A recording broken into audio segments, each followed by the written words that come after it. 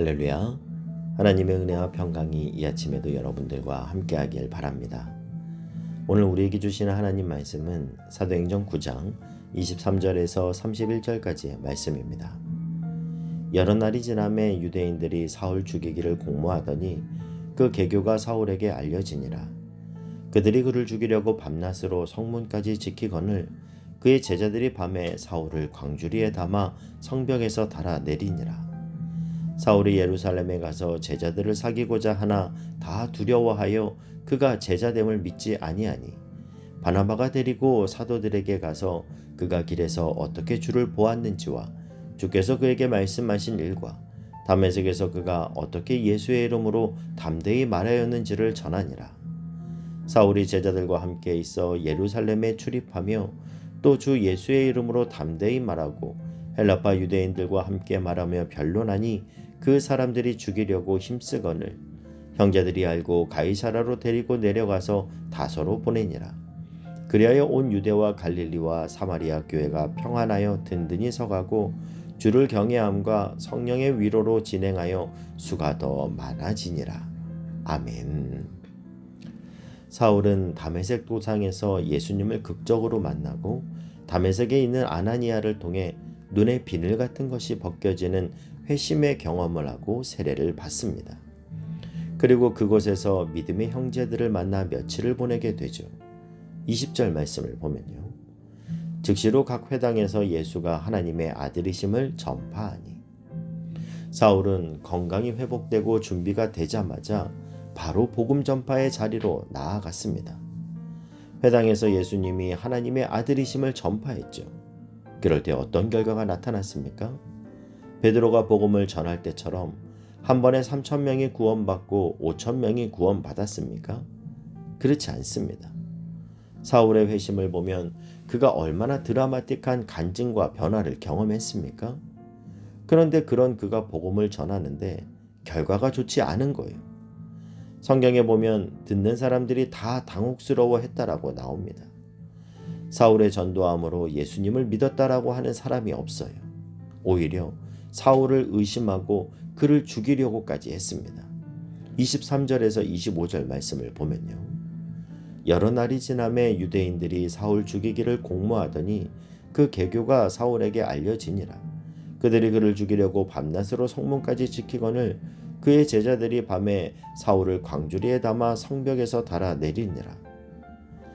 다메섹에 있던 유대인들은 사울이 전하는 예수님에 대한 복음을 참지 못하고 심지어 그를 죽이려고 했습니다.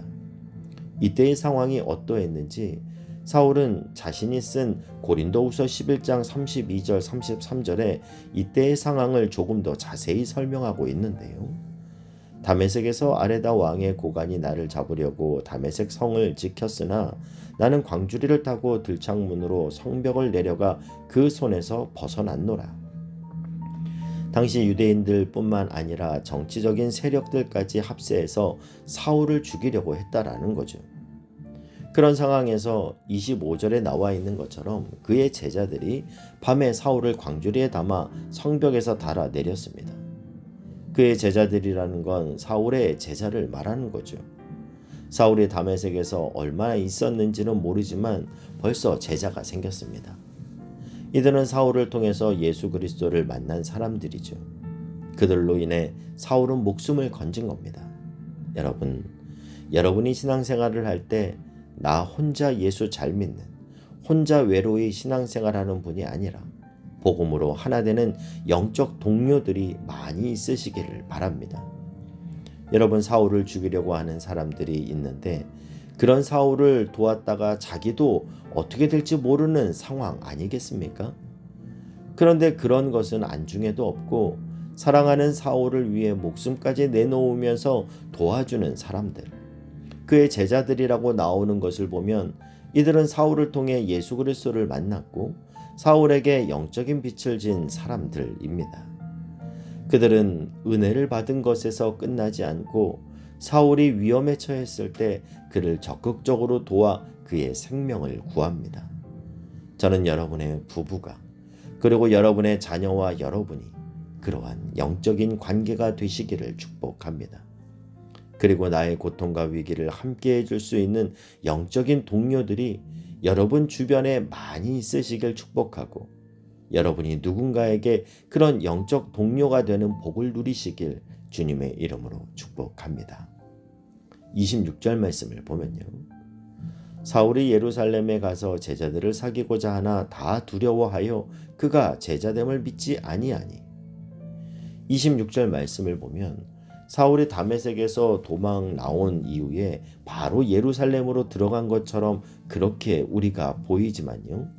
사울이 갈라디아서에 기록한 글을 보면 그 기간이 상당히 길었음을 알 수 있습니다. 갈라디아서 1장 17절에서 19절 말씀을 보면요. 또 나보다 먼저 사도된 자들을 만나려고 예루살렘으로 가지 아니하고 아라비아로 갔다가 다시 다메섹으로 돌아갔노라. 그 후 3년 만에 내가 게바를 방문하려고 예루살렘에 올라가서 그와 함께 15일을 머무는 동안 주의 형제 야고보 외에 다른 사도들을 보지 못하였노라. 사울은 다메섹에서 도망한 후에 예루살렘으로 곧바로 들어가는 것이 아니라 아라비아로 향했고 그곳에서 3년의 시간을 보냈다라고 말합니다. 당시 아라비아는 사람이 살지 않고 유목민만 간간히 지나다니는 아주 고적한 곳이었습니다. 그러면 사울은 왜 그런 아라비아로 향했을까요? 사울은 예수님을 믿고 영적으로 변화받아서 누구에게라도 예수를 증거할 수 있는 사람이 되었지만 사울에게는 좀 더 다져지는 시간이 필요했을 겁니다. 그 아라비아에서 오직 밤낮으로 주님과 만나 주님을 통해서만 깨달을 수 있는 깊은 진리를 깨닫고 영적으로 더욱 무장되었을 거예요.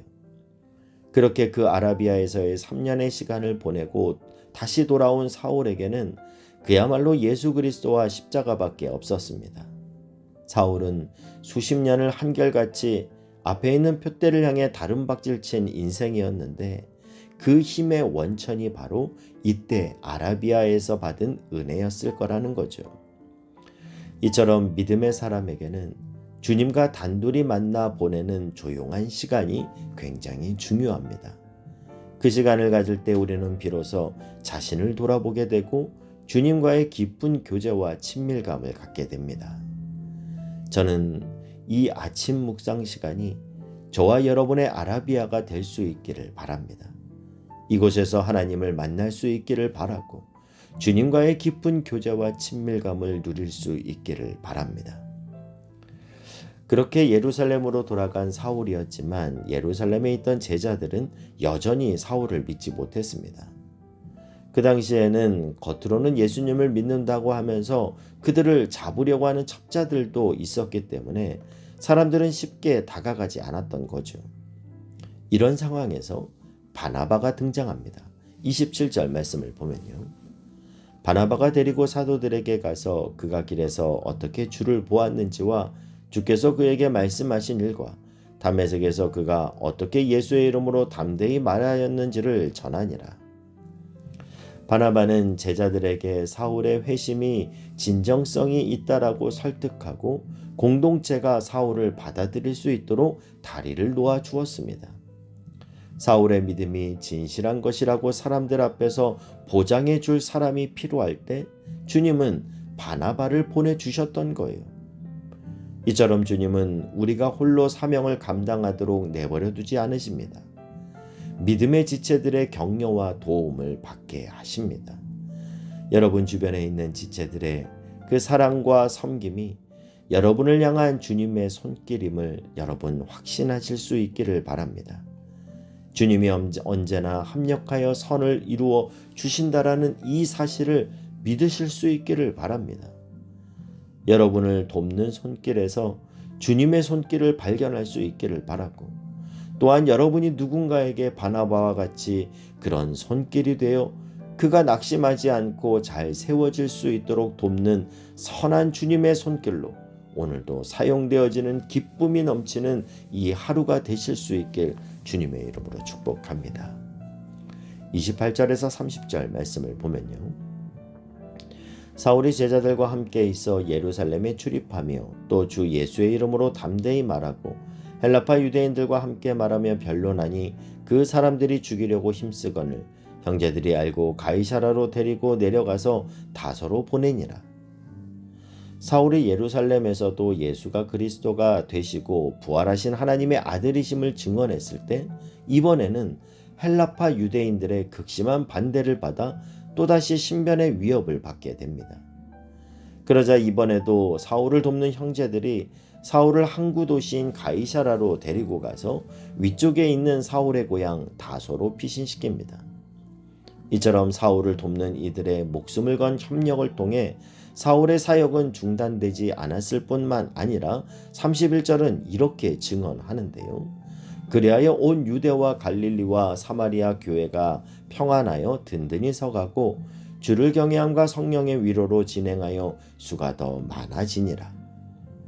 오늘 우리는 본문 말씀을 통해서 사울의 사역은 혼자의 힘으로 이루어지지 않았음을 보게 됩니다. 그의 사역은 많은 동역자들의 아름다운 협력이 있었기에 가능했습니다. 이 원리는 오늘날도 마찬가지입니다. 주님을 경외하는 자들이 성령의 위로 가운데 함께 아름답게 협력할 때 하나님의 나라와 복음은 더욱 든든히 세워지게 되는 줄 믿습니다. 이처럼 하나님의 교회와 하나님의 나라는 하나님이 신실하게 세워 가신다라는 거예요. 그리고 하나님은 사람의 손을 통해 그 일을 이루시기를 원하십니다. 저는 여러분이 오늘도 하나님의 손이 되어 여러분들과 함께하는 자들과 사랑의 협력 안에서 하나님의 교회와 하나님의 나라가 굳건히 세워지기를 축복합니다. 또한 여러분의 삶에 하나님이 선한 손길에 그 도움의 손길을 날마다 보내주셔서 여러분이 있는 그곳에 오늘도 하나님의 나라가 세워지길 주님의 이름으로 축복합니다. 기도하겠습니다. 사랑하는 하나님, 오늘 바울을 통해 사역에 앞서 하나님과의 친밀함이 우선임을 깨닫습니다. 오늘도 주님의 임재 안에 거하며 하나님과의 깊은 교제의 기쁨을 누리게 하여 주시옵소서.